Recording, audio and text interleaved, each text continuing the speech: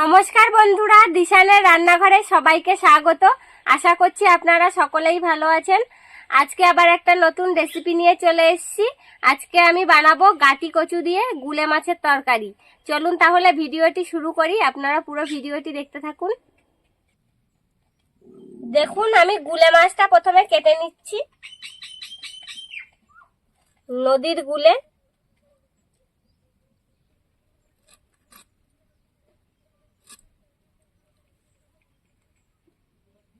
একদম টাটকা গুলে মাছ, এখনো নড়াচড়া করছে। গুলে মাছে তো কামড়ায়, সেই জন্য আমি প্রথমে মুখটা কেটে ফেলে দিচ্ছি। দেখুন, সাপের মতন হাত পুরো পেঁচিয়ে নিচ্ছে। কত শক্তি গায়ে! গুলে মাছ খেলে গায়ে রক্ত হয় প্রচুর। কেটে ধুয়ে নিয়ে চলে এসেছি।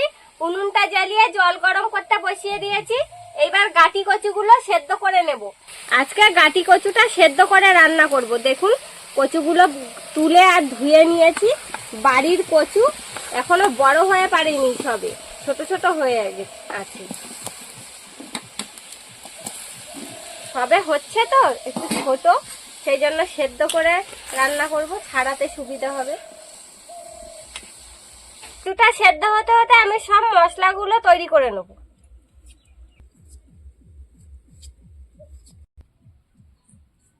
প্রথমে পেঁয়াজটা কুচিয়ে নিচ্ছি।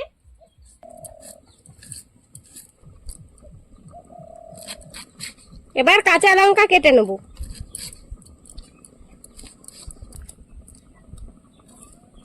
রসুনটা ছাড়িয়ে নিচ্ছি, ছাড়িয়ে আর থেতো করে নেব।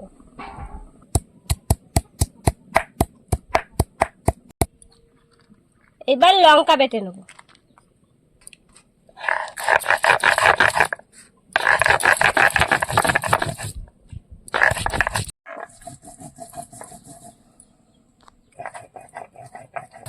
গুঁড়ো লঙ্কা খাওয়ার থেকে সব তরকারিতে যদি একটা দুটো লঙ্কা বেটে দেওয়া হয়, সেই তরকারির স্বাদ কিন্তু দ্বিগুণ হয়ে যায়।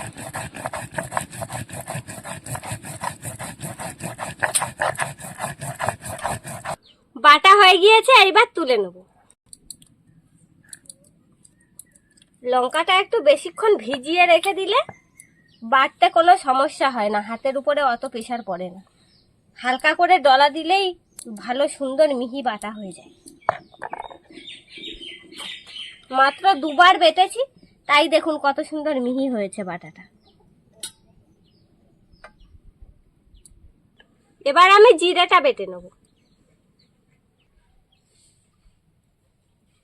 শিলে জিরেটা যেই বাটবো না, পুরো লাল হয়ে যাবে একদম।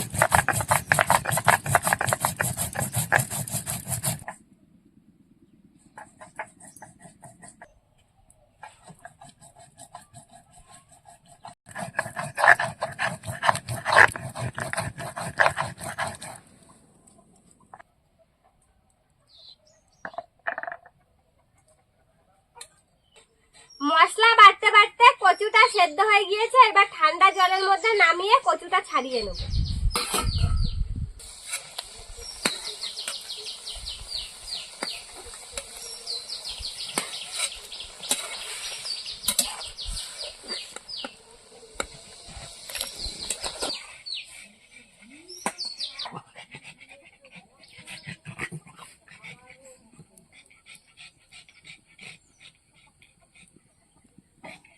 কত সুন্দর সেদ্ধ হয়েছে কচুগুলো।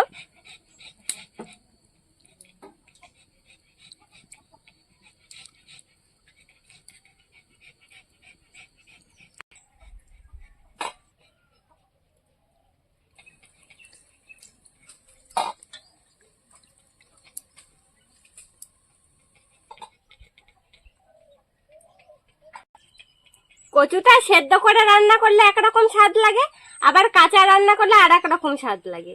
আমরা তো সবসময় কাঁচা রান্না করেই খাই, সেই জন্য আজকে ভাবলাম একটু সেদ্ধ করেই রান্না করি। আর গুলে মাছ দিয়ে কচু তো খুব সুন্দর লাগে খেতে। যেভাবেই রান্না করা হোক না কেন, গুলে মাছ দিয়ে কচু দিয়ে রান্না করলে তার স্বাদটাই আলাদা হয়। কচুগুলো ছাড়িয়ে নিয়েছি, এবার মাছগুলো ভেজে নেব।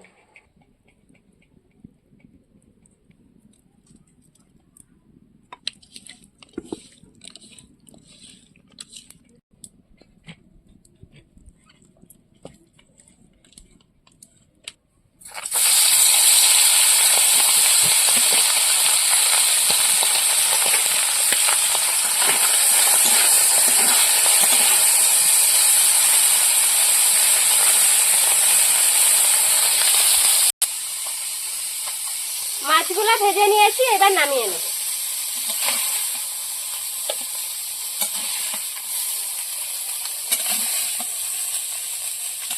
এবার তরকারিটা করার জন্য কড়াইতে তেল দিয়ে দেব, তেজপাতা, পাঁচফোড়ন, পেঁয়াজ কুচি, থেতো করে রাখা রসুন, কাঁচা লঙ্কা চেরা। এবার একটু নেড়ে চেড়ে নেব।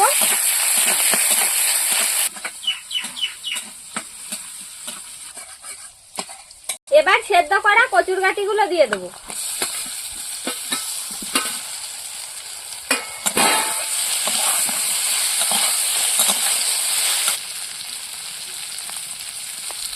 লবণ আর হলুদ দিয়ে ভালো করে কষিয়ে নেব।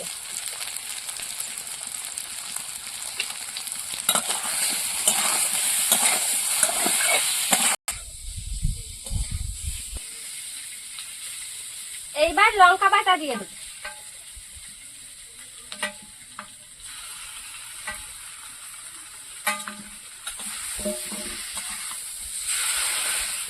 তরকারিটা একটু ঝাল ঝাল করে রান্না করব আজকে, সেই জন্য লঙ্কা বেটে দিয়েছি। গাঁটি কচুগুলো এত সুন্দর সেদ্ধ হয়েছে, পুরো একদম গলে যাচ্ছে। ভালো করে কষিয়ে নিয়েছি, এবার জল দিয়ে দেবো।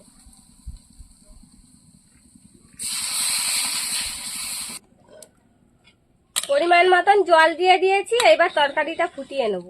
ঝোলটা পাতলা আছে ঠিকই, কিন্তু ওল কচু এইসবের তরকারি রান্না করে কিছুক্ষণ রেখে দিলে ঝোলটা পুরো গাঢ় হয়ে যায় একদম। ঝোলটা ফুটে উঠেছে, এবার মাছগুলো দিয়ে কিছুক্ষণ ফুটিয়ে নেব।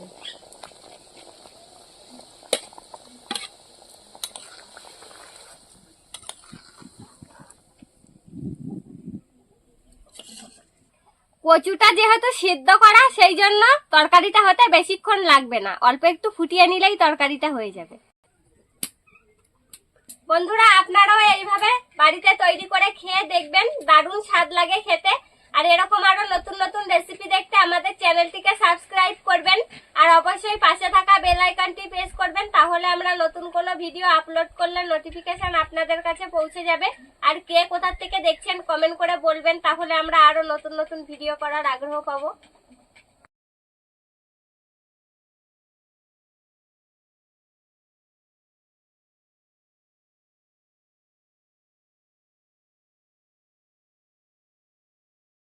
তরকারিটা হয়ে গিয়েছে, এবার জিরে বাটা দিয়ে দেবো।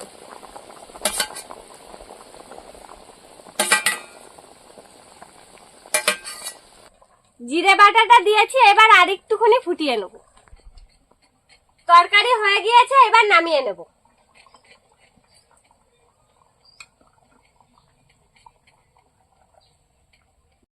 আমাদের ভিডিওটা শেষ পর্যন্ত দেখার জন্য ধন্যবাদ। সবাই ভালো থাকবেন, সুস্থ থাকবেন।